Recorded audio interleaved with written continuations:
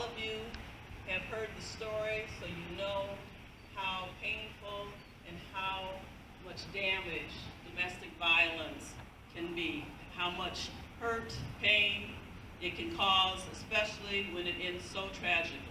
So we thank you all for coming out to support us, to support this walk, and to support Tara's family. We celebrate this family because they have demonstrated such resiliency, determination, and strength as they have come together with Turning Point in this community to bring greater awareness around domestic violence, its prevalence, and the dangers that are associated with it. Thank you, Hank. We appreciate you for being with this event and our partnership for so many years. Thank you to all of our generous sponsors, and I'd like to recognize those of our top sponsors for this event. National Electrical Contractors Association, International Brotherhood of Electrical Workers, Henry Ford, Macomb Hospital, Lerner Associates, Nickel & Sapp Insurance Agency, Our Credit Union, UHY, and Lake Point Church. Thank you all so much for sponsoring this event and helping to make it successful. I'd also like to thank our Turning Point staff and volunteers for all the hard work and dedication they put into making this event happen for us this year. Thank you all.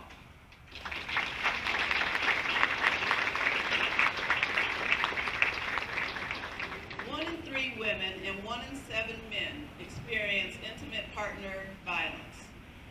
Children are put at risk when they witness and live through the terrifying experience of domestic violence. It can permanently alter their lives, making them more susceptible to chronic illness and emotional illnesses. We must help others to recognize the severe impact of domestic violence and help them to realize that they are either part of the solution or part of the problem. Anyone who supports oppression or silently watches violence condones the act of violence and is part of the problem. We must all take an active stand against domestic violence and be part of the solution. Your presence here today demonstrates your willingness to take a stand against domestic violence. Because of your support, we continue the Terror Liberation Fund, which provides survivors of domestic violence with emergency support. This year, Turning Point was also able to receive a $60,000 grant from the McGregor Fund for emergency assistance to survivors. In addition, we have developed a housing program that will provide survivors with a home for up to 2 years while they work on rebuilding their lives. A home without violence, a place to call their own, and to live with their children as they rebuild and restructure their lives. Each year, Tara's Walk commemorates her memory. She has become a major symbol in our fight against domestic violence. Tara's Walk also kicks off Domestic Violence Awareness Month in October. It serves as our visual demonstration of our determination to break the cycle of domestic and sexual violence, and our determination to change social norms and society's tolerance for violence. We are here today because we stand together in our resolve to eliminate domestic violence. We hope that you will contact us or go to our website to become further involved in our efforts to end domestic violence. Thank you again for your time, your consideration, and for caring. Now, let's welcome Tara's sister, Alicia Stanton. Good morning, everyone. I just have to tell you, I don't like being the center of attention, so up on this stage is not my comfort zone, but I just want to thank everyone for coming out today. It's hard for me to believe that almost 15 years ago this happened. Lindsay was 6, Ian was 4, Alex and Peyton 2.5 and 1. To think back that far and to think that for 14, well actually this is the 14th annual, that we've been doing this and raising awareness for domestic violence, it's pretty phenomenal that we're able to do that. So I just want to thank everybody for coming out today. I'm thinking that Tara's watching over us right now and going to hold off the rain while we walk, I hope. And just, I hope that we can get at least, if we save one person from a situation like Tara was in, we've done our job. That's not enough, but we've done our job. So we need to keep just building awareness of, the signs of domestic violence, encouraging people if we see them in a situation. I really think it boils down to lack of confidence. These people who are in these situations, they're not confident anymore because they've been beaten down mentally, physically. And I think if we could just recognize that and help in any way that we can put an end to it. So again, on behalf of my family, I just want to thank everyone for coming out. I know we couldn't be together last year. We walked virtually much later than September, but that's okay. And I hope you guys all did as well. And I'm going to turn it over to Lindsay, Tara's oldest daughter.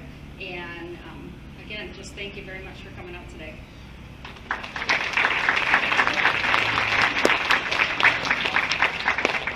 Hi. I'm really glad I get to see you guys all in person this year because virtually was slightly harder. I just want to say thank you that everyone comes out here every year. Also, I'm shivering, so I apologize.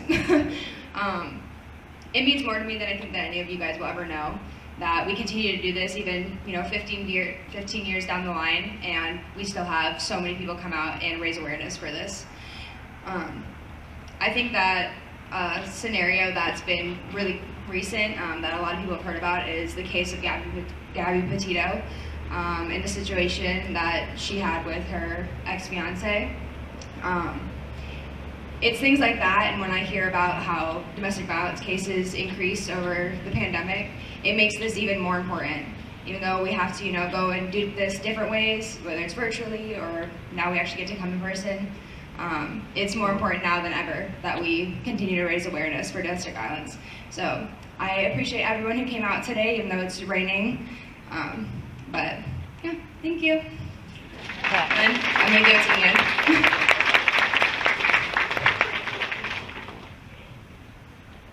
Hello everybody. First of all, I just want to say good morning and thank you guys all for showing up. Even though the weather is not the greatest, hopefully the rain will hold off, and I'm just kind of going to reiterate a couple things that my mom and my sister said because I feel like they kind of said everything that really needs to be said.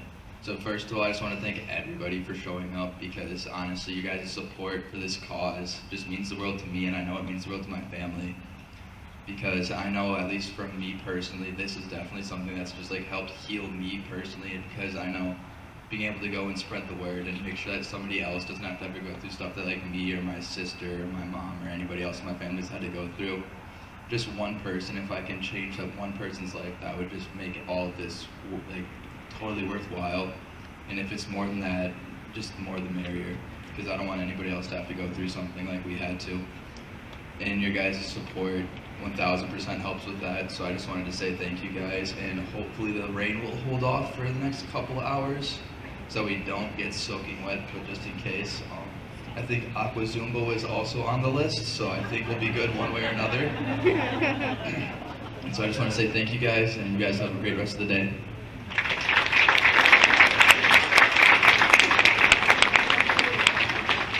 We know it's cold and wet, but we're going to get this walk on the way. For anybody who doesn't want to walk, feel free to hang back here and do some of the activities that we have.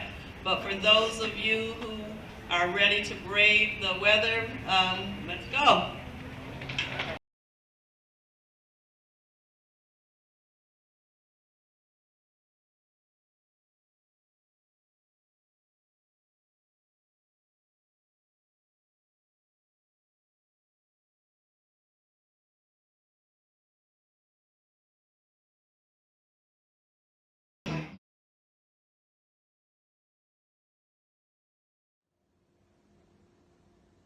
When an abuser has access to a firearm, the risk of homicide increases 5 times. Intimate partner violence accounts for 15% of all the violent crime in the United States. 72% of all murder-suicides involve an intimate partner. 94% of the victims of these murder-suicides are female. Domestic violence support requests from Spanish women spiked by 700% in the first 2 weeks of April 2020.